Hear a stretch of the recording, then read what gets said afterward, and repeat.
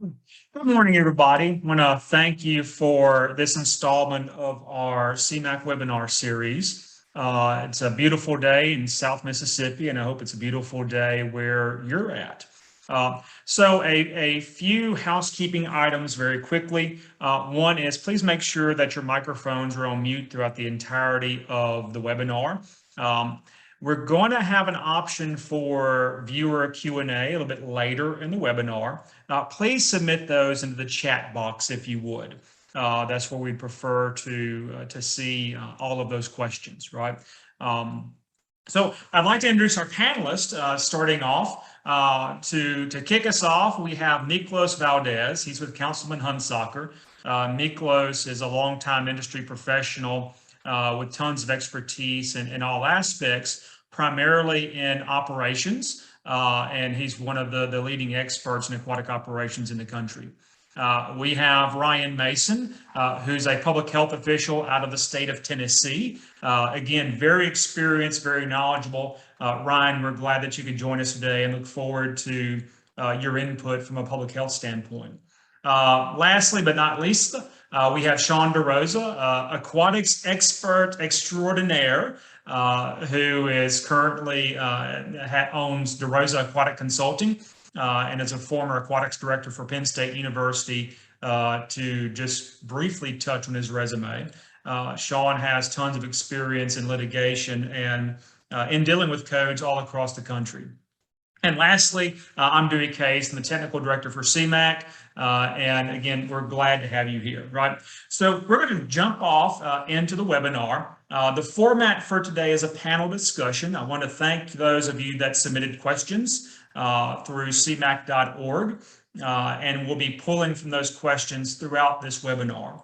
We're going to handle questions that were submitted for about 45 minutes. And then the final 15 minutes or so of the webinar, we'll be addressing your questions via chat. Again, if you would, any questions you have, submit those at chat during any time. And panelists are free to answer that in chat and also refer to that throughout the webinar. So without further ado, I'm going to kick this thing off with our very first question for our panelists. And it's a question that comes up a lot, right? We have codes and we have standards. So what's a code and what's a standard and what's the difference? And, you know, how the heck do we follow either of those, right? I'm going to open that up for the panelists to feel free to jump in however you'd like.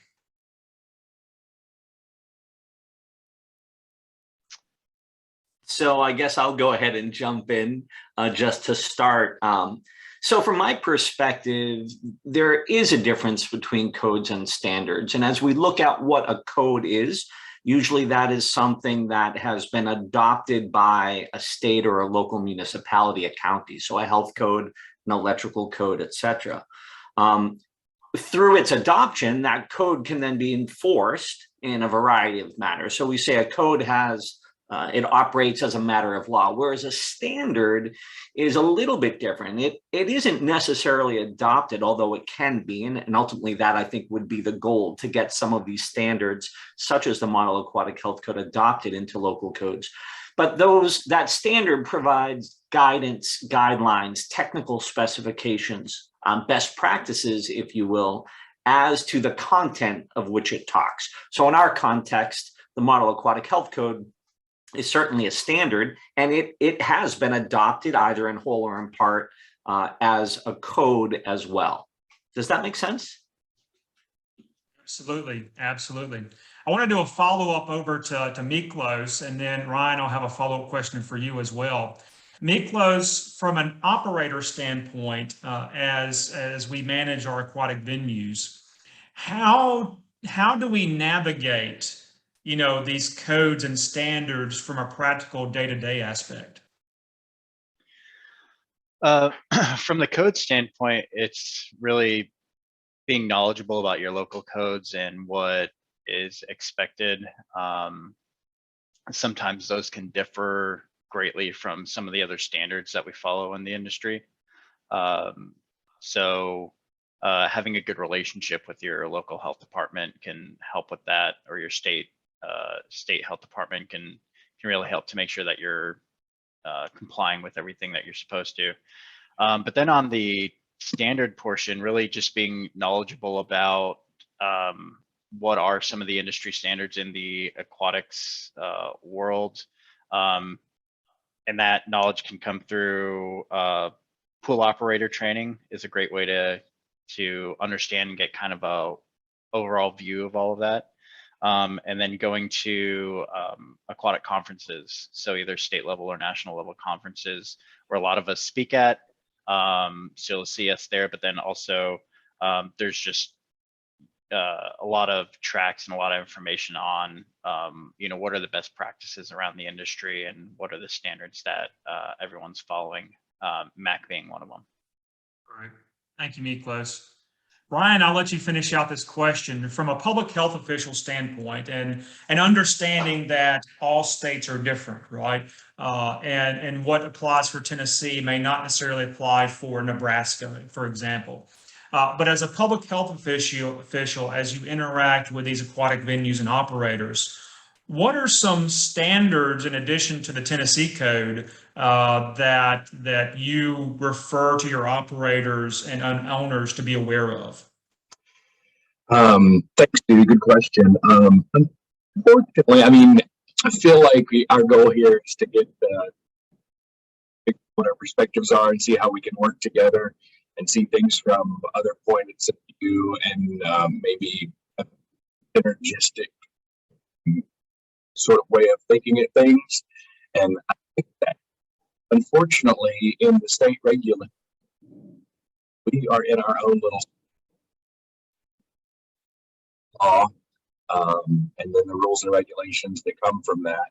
And we don't advise on other non-state entity guidance. Like we just focus on our state code when we're out there interacting in the public. So I mean, back to your question, a standard is something like a standard is a good idea, and in my view, in our view, but if it's in the code, you have to do it, and that's what we go out there as regulators to make sure that people are following the code.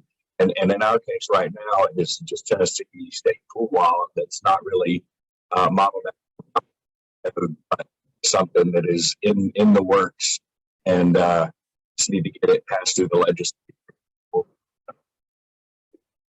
But in general, we are really focused just on all of our state rules and regulations, and we try not to recommend anything else that other than maybe potentially CDC guidance to deal with accidents and things. We really don't refer to other agencies. We're kind of an in-house one-stop shop. Okay.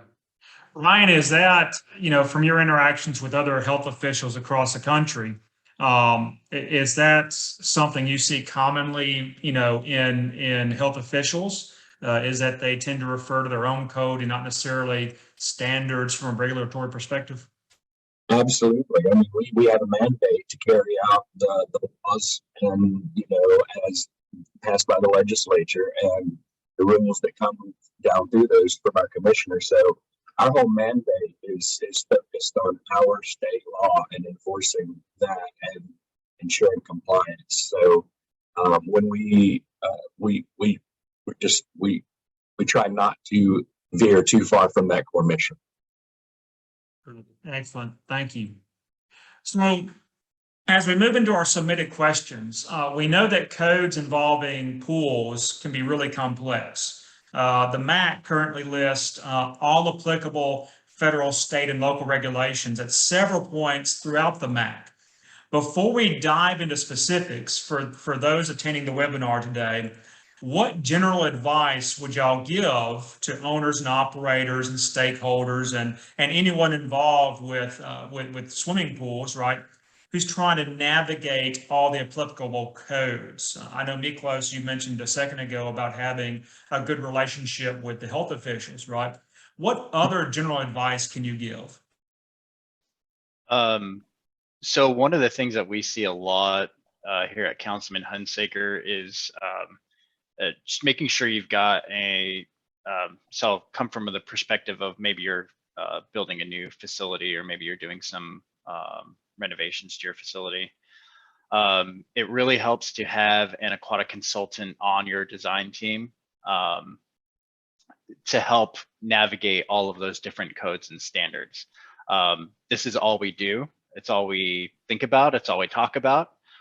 So we have a really good understanding of the different codes and standards and how they interact with each other, and where aquatics is very specific. There's some really technical things that need to happen when you're dealing with a body of water and a pool that architects are not, don't generally have to deal with. And so having a aquatic consultant can help make sure that you're following all the codes, that you're designing things and appropriately, and that it's getting carried over into the building side as well. So I think having an aquatic consultant on your team can really help with that. And then they can also help with the operational aspects too. If you're trying to make decisions between certain certain structures or certain types of equipment in your facility, they can give you the guidance on the operational side as well. Great. Thank you. I want to toss that one over to Shawn for a follow-up. You know, Shawn, in your day-to-day world, you've interacted with facilities all across the country at all different levels, from those that, you know, have really high quality operations, and some that need a little bit of love to bring up to you know, a great standard of, you know, a practice or care, right? So from your experiences in dealing with pools across the country, what advice do you have for folks trying to navigate, you know, this whole cold code world in swimming pools? So I think Miklos brings up a really good point in that this is a very technical area. So you want to engage people that that really know what they're doing. And although you might have a builder, if you're in the design phase, that may have built pools before, you really need someone that really understands the background.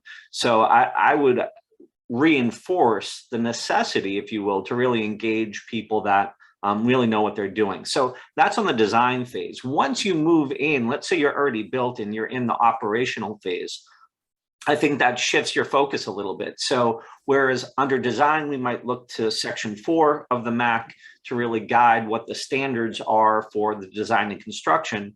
If you're doing equipment swap out, if you're doing any sort of maintenance, I would encourage you to maybe just focus in on Section 5 of the MAHC, right? That will talk about operations and maintenance issues and equipment that you might have. And let's say you aren't looking to do any sort of upgrades or filter replacements or chemical changes to your equipment, but you're just operating. You're trying to get ready for the summer that's about to start. I'd say a good place to start would be to just look at Chapter 6, or Section 6, which is going to focus more on those management issues such as staffing and operator training and lifeguarding training. So rather than taking the whole code and trying to wrap your head around everything, I would recommend focusing on just that section that's most applicable to where you're at right now. And then during the off season, if you have one, cycle back and look at those other areas, perhaps when a maintenance issue arrives. Now we're going to look at Section 4 again, or maybe we're going back to new design, all right, or Section 5 rather. New design will go back to Section 4. So target your research, focus in on what you're doing right now, and that kind of limits the scope that you have to focus in on for the moment. Thank you. So that kind of leads us into our next question is, you know, obviously at CMAHC, and we work closely with CDC and we work with the Model Aquatic Health Code heavily, you know, that very obviously on that. But, you know, the question comes in, you know, and it's a two-part. What makes the MAHC unique compared to other codes? And then with it being a model code, how does that fit into standards and operations and the standard of care when it comes to swimming pools? And I'm going to toss that out there for any of the panelists to answer. Me being a health department employee, I feel like it's unique because the Model Aquatic Health Code is sponsored by the CDC. So that is our go-to organization for guidance, just historically. And I mean, throughout the health department, CDC guides us, communicable disease areas, safety, even like accidental injuries, things like that. So we always look to the CDC, and because the focus for in their mind is health and safety, and that is what we are in charge of primarily here at the health department. So all the other plumbing and that is important too for a system that works all together. But the health and safety focus of the CDC is what makes it unique. I like a few things about the MAC, and why it's unique is one that it's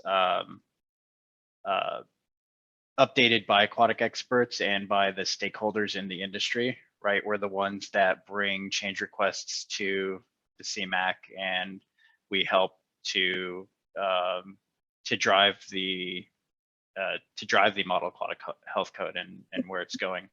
I also like that we have a regular cadence for updating it. Things have gotten kind of skewed right now because of COVID, but so has everything else in our lives. So the MAC is no different. But you know, it's updated regularly, whereas a lot of local and state codes can sit for decades before they get any kind of attention to it. And then one of the things that I love to reference quite a bit, and so if you haven't looked at it, I highly advise you to, is that the MAC has the annex document that complements it. And if you haven't looked in the annex, please do. It has a ton of information and rationale behind some of those codes. So if you see a little code in the MAC and it has a little A next to it, that means there's an annex section for that, and it's going to give you some background information. And I send people to that quite a bit. Great, thank you. Thank you for that. So a lot of facilities have major challenges with compliance. And one of the challenges they face is that, you know, the health department may regulate health and safety, but the building department may regulate construction. And, you know, so you're having to deal with multiple entities, you know, if you're going from the planning stage all the way to the first foot hitting the water, right? First body hitting the water. So Ryan, from your perspective, you know, you've had to navigate a lot of that as a health official, right? What advice can you give to owners, operators, stakeholders when it comes to complying with all of these different departments, you know, that may be outside of like the purview of public health? Yeah, that's a good question. I hate to keep coming down to my my refrain of us working in a silo here, but in general, we do not make any recommendations that are outside rules and regulations are. Now, however, we do recognize that there are other agencies out there that also demanding compliance in their particular. For instance, local codes. We have, you know, as a department, we've reached out at a high level to local codes, asking them if they are approached by someone who would like to build a swimming pool, that they remind them that they also need to get with the health department. And we have agreed that, you know, we are basically in agreement, like we will try to let people out in the field know they need to go to contact code in the health department. We're trying to work together to make sure that someone doesn't just apply for contact one organization and I think they've done everything that they need to do. This really helps us in the long run. That's one of our biggest problems. And kind of, you know, the biggest problems is finding a swimming pool that has already been built. Then they do not contact the health department beforehand. So they may have been compliant with local business codes, or building codes, but not necessarily our code. So we try to work with and also that filters down out in the field. So our people are following up on that and giving out advice to new pool builders that they need to contact multiple. Mainly, local building codes is the only one that we've really made a point.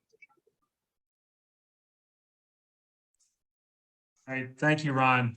Miklos, Shawn, do y'all have any follow-up for Ryan? So I would jump in there. I would say that if you are, and it's not specifically for Ryan, but going back to the original question, if you're dealing with a situation where you do have to work with your local health department, maybe that's slightly different from your state health code. Hopefully they're in alignment as they should be. But sometimes there can be interpretations that differ among agencies or a building department as well. If you're having challenges with that, one, communicate that up through your chain of command, obviously, but that also offers the opportunity for you to bring in someone from the outside to help navigate that. One of the things I learned early on when I was up in Massachusetts, working with the State Parks Department, was that you could never be a prophet in your own land, right? You could know what the answer should be, but because it's you that's saying it, people don't really want to listen to you. But bringing an outside consultant to say the exact same thing that you would have said yourself, suddenly there's some weight behind that, some authority. So if you do find yourself in this conflict and trying to get all the agencies to work together, I do think that that's when an outside consultant might help you.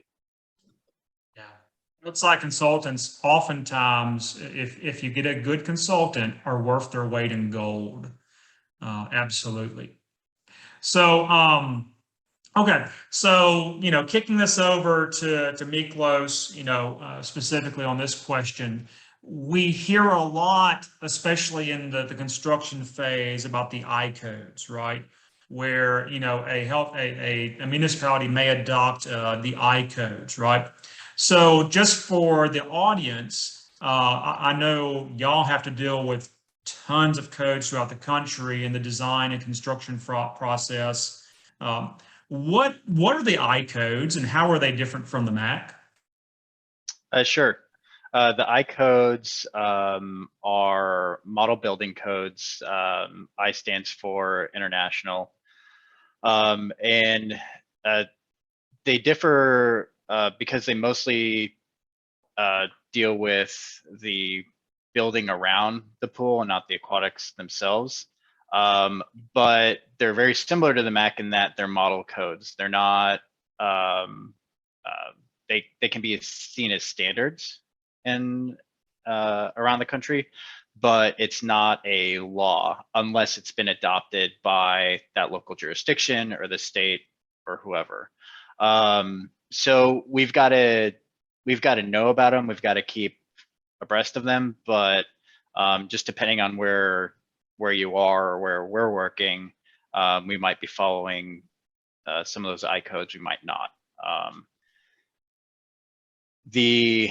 And then the IBC really references some of the other I codes, and so a lot of times we'll start with the IBC, it's the International Building Code, and then depending on what we're trying to figure out or trying to engineer around, it'll direct us to some of the other codes where we need to comply.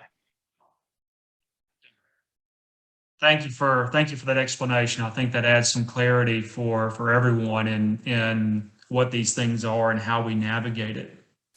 Shawn, I want to direct this one towards you. We see references in the MAC for the National Fire Prevention Association and of course OSHA. And these are standards, not really codes, but it's a great example of how a code may reference another standard, right? So what are unique for pools in NFPA and OSHA that owner operator stakeholders need to be aware of? Wow, there's a lot there, right? I could almost do an hour webinar just on that one topic alone. I would say one, I think it's important if you're operating a facility to really start to accumulate a library of resources. For those of you that are used to dealing, let's say, with training lifeguards, you likely are familiar with the bloodborne pathogen standard under OSHA that talks about communicable disease transmission, fluids, blood, how you have to do training and hepatitis B vaccinations and all of that. So there's a lot in workplace safety under OSHA that I think crosses over. Now, one of the challenges is that OSHA is a federal guideline or a federal code, if you will, and it applies to certain groups, not all employers. Oftentimes, government employers are excluded unless the state has a state-specific OSHA, which all do, and many of which just adopt the federal OSHA standards as well. So it gets to be a little bit of a mess. But in terms of what's directly applicable to us, looking back to the chemical storage areas, I think is important, right? When we're looking at signage, what do we need to have on the doors, locking the doors, the process of inventorying chemicals and making certain that we have a current inventory, most certainly information on chemical spills and treatment. A lot of the information you would learn in your pool operator class, but it goes well beyond that. I mean, things like fall protection. When you drain a pool and you're going to paint it, you've got a 12 to 16 foot fall to concrete on the deep end. You can't just put caution tape up around the pool, right? The fall protection standard under OSHA kicks in. You've got lockout, tagout concerns. So there is just so much that as an operator, you need to know about the OSHA standards. So I would encourage you to take some OSHA training, take, for example, a 40-hour course, just to be oriented to what those standards are. And the same thing for fire protection. There's a lot out there. And I think it's incumbent upon us to encourage operators to take that extra step and just dive in a little bit deeper, because safety really matters. Yeah, thank you, Shawn. You know, I just want to throw in one little bit on the fire protection standards, and Miklos, you can, feel free to chime in on this to be more accurate. But a lot of times we forget, that we're dealing with massive amounts of oxidizers in chlorine and solid chlorine, and you can't put out an oxidizer, like you would with a chemical retardant. And there's a certain level where if you're keeping X number of hundreds of pounds on hand, that the fire prevention strategies change. And I know we're gearing up and lots of pools everywhere, and we're starting to stock up for the summer. And I would encourage everyone to really focus on that to make sure that we're not creating an unsafe situation. Miklos, do you remember right offhand the exact number of pounds where special considerations are required for chlorine storage? I don't, but I pulled up a spreadsheet that we use internally because there are different design standards depending on the amount of chemical that's going to be housed. And then there might be local standards depending on the types of chemicals and the amount of chemicals being housed. And that's why Shawn and I keep saying, talk to an expert, make sure that you get a third-party expert, to look into this, because you really need to know what jurisdictions and what kind of standards you fall under. Some places you can't store more than 500 gallons of liquid chlorine unless you have certain controls around that chemical. There are standards with the EPA on how you store them and how you dispose of chemicals that you need to be aware of. There's fire rating controls that you've got to be aware of whenever you're storing certain chemicals. And it may not even be, maybe you're not into the design phase, but maybe you decided to switch from a solid oxidizer to a liquid oxidizer or vice versa. And you're used to being able to do things a certain way. And by making that switch, there's certain considerations you have to make. So it really helps to, if you haven't, looked at it in a while, consult with a third-party consultant make sure that you're, following everything that you need to. Yeah, I apologize. I don't know the actual pounds off the top of my head, but if you do have that question, let me know and I'm sure I can find it for you. Yeah, and I apologize for putting you on the spot. Yeah, it's okay. On that. Yeah. I got a lot of numbers in my head. Yeah, I know the feeling. I think another thing too is, when we talk, going back to Ryan's question and that we posed about interconnectivity, is making sure that you have relationships with your health official, and not only with your health official, but the fire marshal, right? To where you're bringing in the fire marshal as a preventative to know what you have to do, right? And even going into OSHA, right? A lot of people get scared about OSHA because of the fining ability, but at the end of the day, OSHA just wants people to be safe, right? So whether you're talking about Cal OSHA or federal OSHA, don't be hesitant to bring them in, as well as a consultant to help understand what you need to do differently, to have the best public health and best operations. So thank you guys for that. So another question, we see throughout various codes and throughout the MAC, we see NSF 50, right? And products being NSF 50 certified. Can y'all shed some light on what NSF 50 is and what that means for us?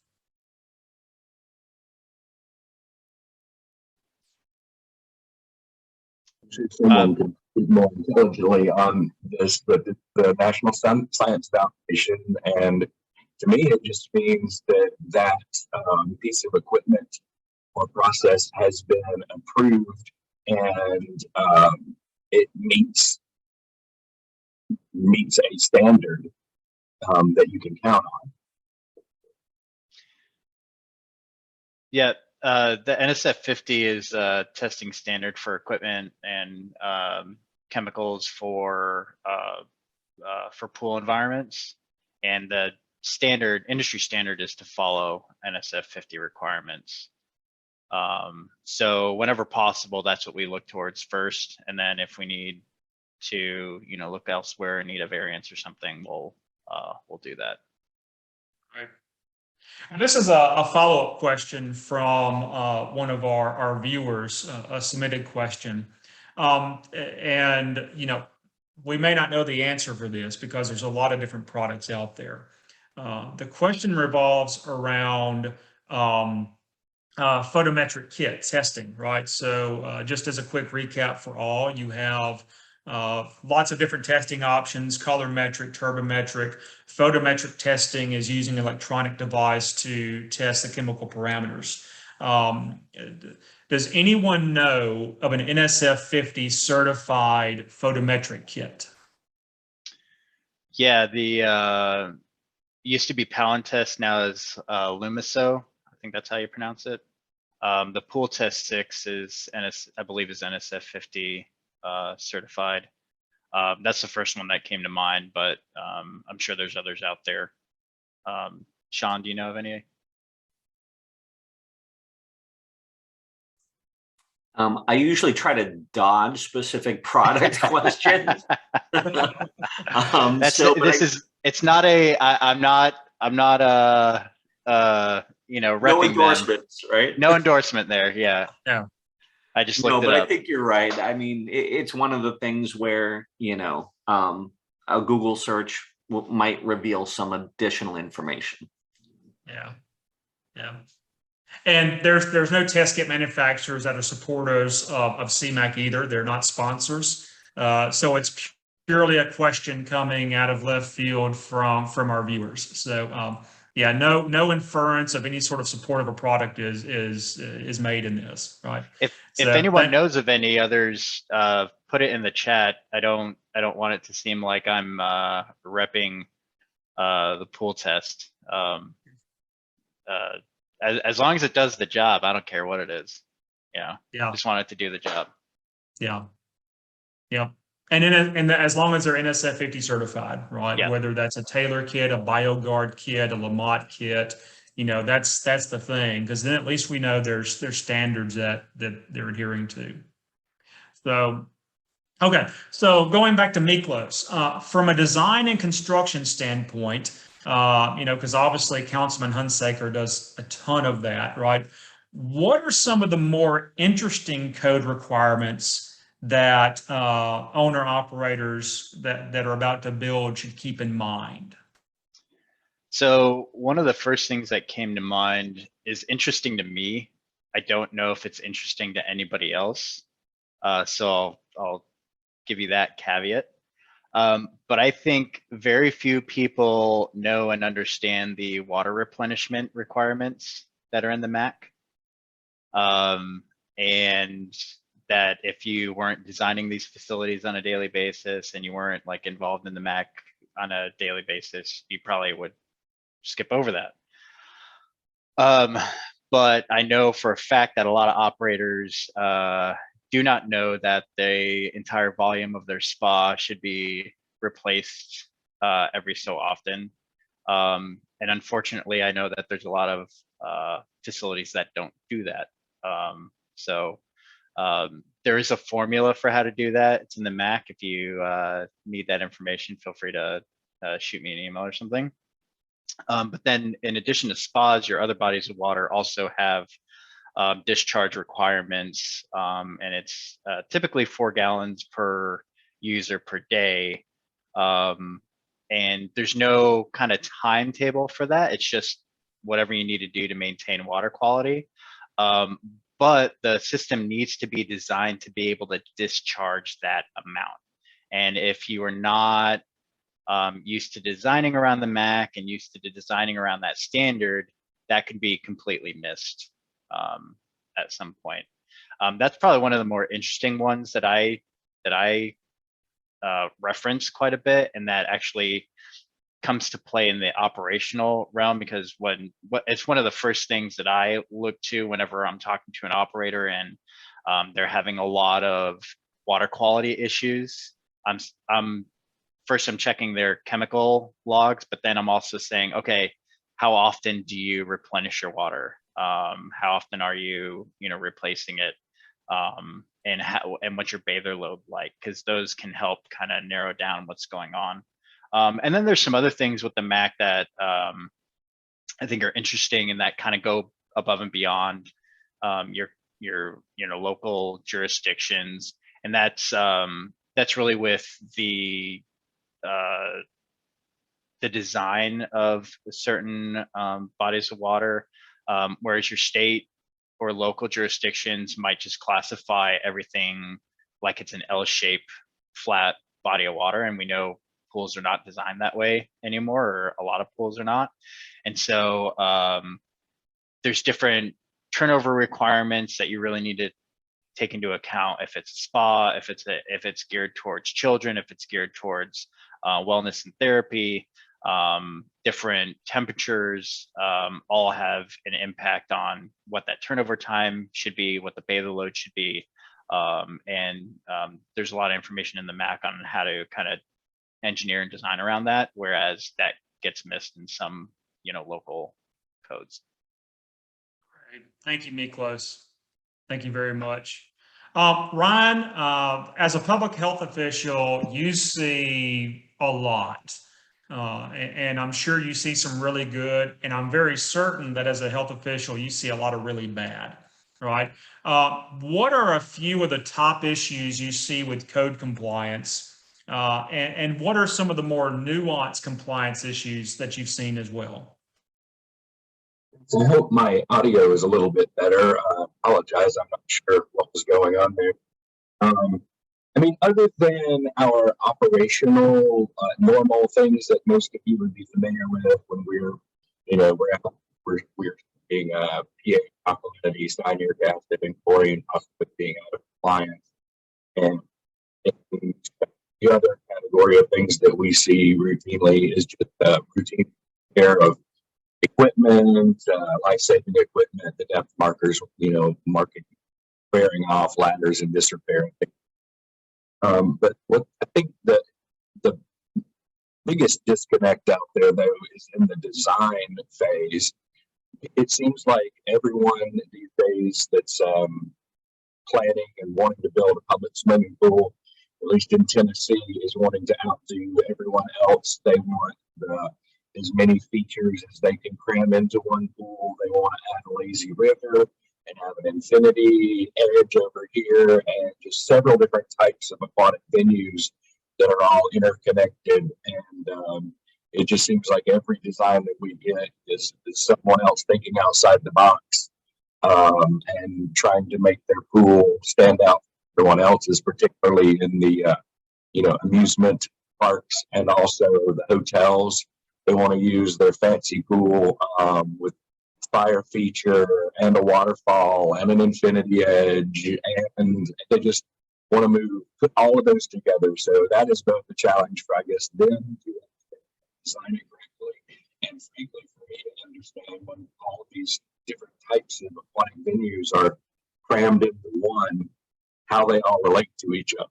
So that's what I'm seeing out there that people don't seem to understand, is how to cram all of these features into one pool and make it work properly and safely and healthily. Great, thank you, Ron. I want to pause just for a second, just as a reminder, if any of you have any questions, feel free to put those into chat, and then we'll bring those to our panelists when we get through with the planned question part of this webinar. So Shawn, I know you've made it your personal career to reduce drownings, and you've referenced the MAHC in multiple occasions from a drowning prevention standpoint. And you've been very excellent in your efforts to do that, right? What's your most compelling case to follow the MAHC from a drowning prevention standpoint? And then I'll have a follow-up question for you after that. So in terms of compelling case, like why follow it? Is that what you're asking? Yeah.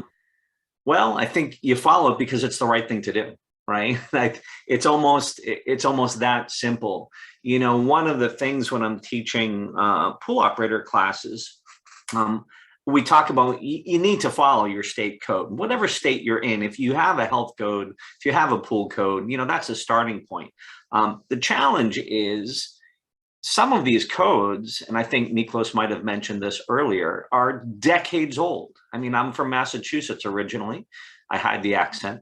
But I think that code was last updated in 1988, 1999, right? So when we're looking at a code that came out, even in 2000, let's say, that's over 20 years ago. A lot of things have changed since then. I mean, things as simple as the internet, right? Like back in 98, we still had bagged cell phones. We were using beepers, right? Nowadays, we've got technologies that allow us to connect directly to our chemical controllers and receive alerts the moment something goes wrong with the pool. So I would say following your state code is important, especially if we move to litigation, right? But in many cases, the state code, frankly, is outdated, and we can do a lot better than that. I mean, there are states that require lifeguards to be in elevated guard stands and make no exception for, let's say they're in shallow water, or let's say the sun is coming down and you've got that guard stand in, 4 poles sticking up out of the concrete. We can't move the guard stand, but the code requires the guard to sit there, even though they're being blinded by the sun, right? That doesn't make sense. It doesn't meet the objective. So in those situations, the Model Aquatic Health Code has some additional guidance of, polarized lenses to help address glare, the ability to move guards around so that they can see through the water. So I think it's just the best practices. It's the evidence-based, science-based standard that levels up where we were with our state codes to where we ought to be in today's day and age. Thank you, Shawn. I think you kind of answered the second part of this question already, but I'll ask it just for everybody's benefit, right? From a drowning prevention standpoint, right, how does the MAHC differ from other codes, for lifeguards, emergency action plans, operators, and courses, and all of that fun stuff, right? What are some of the key points between the MAHC and other codes that you see for drowning prevention? So I think there are huge differences. So when we look to, let's say, the ANSI, APSP, PHTA codes, I'm a little bit old, so I date myself with some of these abbreviations that have changed over the years as organizations have renamed. But, you know, we have a national standard for public swimming pools. We've got the International Swimming Pool and Spa Code. All of these really focus on design and construction issues, right? Alteration, repair, maintenance issues. The Model Aquatic Health Code differs in that it certainly has content related to design, construction, maintenance, and repair. But there's an entire section that focuses on operational issues, such as lifeguarding, such as pool supervision, such as lifeguard supervisors. And I think that that section becomes really important. It talks about UV protection and sunscreen and umbrellas, let's say, to help protect lifeguards. It talks about necessary equipment from backboards to rescue tubes. So the Model Aquatic Health Code goes well beyond just building a pool, and it really gets into what do we need today to operate a pool in a safe manner. Great, thank you.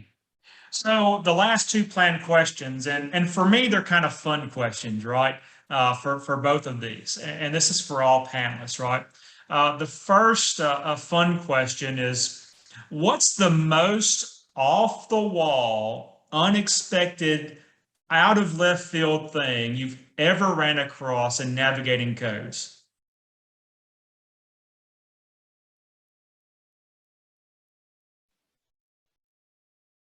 You actually gave us some time to think of this, and I couldn't come up with a really good one. But I'm gonna piggyback off of what Shawn was saying in his last question. It's not necessarily an off the wall thing. I think it's kind of off the wall now with where we are in our technology. But one of the things we continue to run into that I think is off the wall and crazy and needs to change is that there are some jurisdictions that still require pools to keep paper records. They don't allow for any kind of digital documentation, which I just think is the better way to go. There's, from a environmental standpoint, from an operational standpoint, from a risk standpoint, I think moving to a digital documentation system is just the way to go. And it drives me crazy that we still run into places that don't allow it. It's funny you mentioned that because I was talking with a client yesterday and I was talking about the benefits of doing some of the inspections, the opening checklists, the chemical logs, and doing that digitally. And they said, no, we get written up all the time. It has to be in paper. And like you, that blows my mind away because paper is easily forged, right? Whereas the electronic documentation has so many controls in the back end, permissions as to who can make alterations, date and time stamps of every change that was made, a complete audit trail. So from a litigation standpoint, I much prefer the digital record because I can see if there's been any changes or tampering. Whereas with a paper record, my gosh, I'm doing handwriting analysis to see if, you know, all the sevens look the exact same way or whatnot. So I'm with you on that. Ryan, from you, from a public health standpoint, right, what's the craziest thing you've ran across? Man, I don't know. I thought about this too. I thought about trying to come up with a really interesting, I don't know, man. When I get into this looking deep down into codes, it's interesting and fun. Don't really come to mind a lot. I will say a couple of the things that surprised me when we were going back with a fine-tooth comb and identifying things that we could use in our own rules that are proposed. I thought it was very interesting, and I was happy to see that that acoustics were addressed. I guess that never really occurred to me, but as soon as I started reading that, I was like, well, yes, indoor pools can be very, very noisy.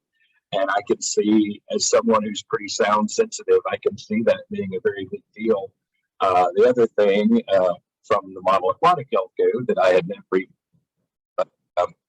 pool having movable floors. I guess some of you guys have encountered that before with your different aquatic venues that are changing. But as far as well, that is something I had never seen before or even thought about. So that's as close as I can get to fun and interesting. Is something that's right here in the code, but it kind of surprised me way back when I first started looking at it. I thought it was interesting. Good. Last fun question, right? And you know, this one I am almost 100% certain y'all have tons of examples to pull from, right? As you've interacted with the facilities, right? What's been, and whether it's from design to construction, operations, management, whatever, what has been your biggest, y'all need to comply with this code today moment? So I'll start. I've got a really good one. So it floors me that we still come across pools that are obviously, like not even getting into the nitty gritty, obviously not complying with VGB law. And so this is an instance where we went to a facility and something seemed off about the grate. When we investigated a little bit more, the grate was there, the housing was there, everything was there that needed to be there, but it wasn't fastened with the fasteners that come with the grate from the manufacturer. It had a rope tied to the grate on the inside with a 10-pound weight tied to the other end of that rope that was sitting in the sump to hold the grate down in place. I thought that was probably the most interesting one that we've come across lately. And that's like, okay, it's obvious. You guys got to fix this. Oh, wow. Yeah, that's a good one. Shawn, Ryan? This is Ryan. Recently, we ran into a facility where they had built a pool without consulting anyone, and it's basically a room, like a concrete room with a lip around it to hold the water in. And they had thrown treadmills into the water and were having people come in and do aquatic fitness. And they were trying to claim that it was a therapy pool. Like there was no decking around 3 sides of the pool. It was just the wall and the pool. It was the saddest looking thing you've ever seen. I can't imagine anyone would have wanted to go in there. It was a room filled with nothing but water. No decking or anything. It was quite bizarre. Shawn? Oh, I'm sorry, I didn't hear. No, I was kicking back over to Shawn, Ryan. Thank you. So I think for me, the easiest slam dunk is just walking into any pool and seeing cloudy water, right? When the water is cloudy and there are people swimming, that's a problem. And if you quickly go on your favorite search engine and Google cases, I mean, we've got cases where people have been submerged underwater for 2 days with people swimming around the pool completely open. And then, the body floats up later and people say, wait, what's going on here? So, and that's a true case. I don't mean to make light of it. That's something that happened a number of years back, but not that many years ago. So yeah, I think anytime that you've got cloudy water and people choose to stay open, that's such a bad risk decision that people really need to take immediate action. That pool needs to be closed, and we need to figure out why it's cloudy and fix it before we let people back in. Yeah, absolutely. Absolutely. Well, thank you guys. We're going to move into a couple of viewer submitted questions now. I do want to make one comment in that there were a couple of questions that were submitted for the panelists, but they were very, very, very specific in relation to the MAC and kind of outside the tone and tenor of what this webinar was intended to be. So please know I'll be reaching out to you specifically in the next couple of days to answer those questions. Very, very, very specific questions. So We've had a couple of submitted questions. This is for any of the panelists to kick in. I know, Ryan, you've been dealing with this question specifically. How can a local jurisdiction adopt the MAHC knowing that it'll change every couple of years? How have other adoptees handled that? So Ryan, maybe you can kick us off on that one first. Well, there are a couple of different ways that occurs, or in my knowledge, that's occurred in Tennessee. We revamped our food law, and we tried to get it into the legal language that we would adopt the model food code by reference. So as the various versions were updated in the future, thus would get updated as well. That did not work in Tennessee. At least our powers that be that were pushing for legislation felt like that there would be a sticking point getting that legislature. So we updated our very antiquated food rules, but they will not be updating automatically. We couldn't get everything we wanted, so we had to settle for an updated food law. So that similarly with the Model Aquatic Health Code, we are not going to be able to adopt every version by reference going forward, which would be optimal. But however, that's just we're not living in that sort of political reality in this state to allow something like that to happen.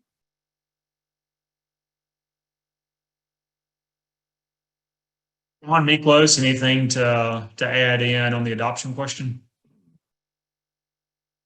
No, I mean, I think Ryan hit it. Adopting by reference is probably the best way to keep up with the iterations. But sometimes there's some political concerns with that. So, I mean, that from my standpoint, that would be the best way, because then you don't have to go back and make any of these changes, and you don't have decade-old rules like Shawn and I were talking about. But unfortunately, I don't think I have any specific examples off the top of my head of how certain jurisdictions have done that. Unfortunately. Yeah. Shawn, you're on mute. All right, let's try this. Thanks, Dewey. A lot of times we see organizations or governments adopt a specific edition of the code. And that too, although good, I think is also problematic as times change. So we get back into that same cycle of having something that's 10, 20, 30 years old and no longer consistent with the standard of care. And keep in mind, we haven't really been talking much about, the legal issue of standard of care yet. And that differs significantly from what a code requires. Your standard of care in a given situation may actually be higher than your local state code requirement. So being able to adopt the current edition by reference, I think, is great, as opposed to a specific, sometimes now outdated version that was adopted because of whatever political constraints they might have been operating within. Yeah.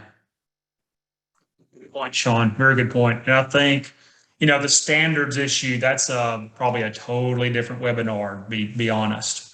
So the last submitted question came in, and I'll take this one. Does the MAHC take into account municipal source water and how they chlorinate their drinking water? In that there's a lot of concerns or how the values can vary greatly, and oftentimes they can exceed the maximums in pool water. The MAHC is silent very specifically on source water because that's outside of our purview. It's outside the MAHC purview. That would be a EPA, DEQ issue, and totally different set of standards and regulations. With that being said, just as an operator, I would recommend everyone who is operating a pool that you regularly test your source water, your fill water. We have a lot of variation. I've seen source water go from no chlorine 1 month to 2 part per million the second month. There is a local county water association. It's not a municipal system. It's a county system. Their total alkalinity is 250 part per million coming out of the tap, right? So even though the MAHC is silent on that because it's outside of the MAHC purview and MAHC scope, as an operator, I'd recommend everyone know what your source water is, and that can help you determine how you manage the pool effectively, right? So for example, if you have high total alkalinity in your source water, don't need to use carbon dioxide as a pH control agent. But if you have very low total alkalinity, then that might be a consideration to help with your TA control in your pool. Same thing with calcium. If you have high calcium content, maybe Cal Hypo isn't the appropriate product for you.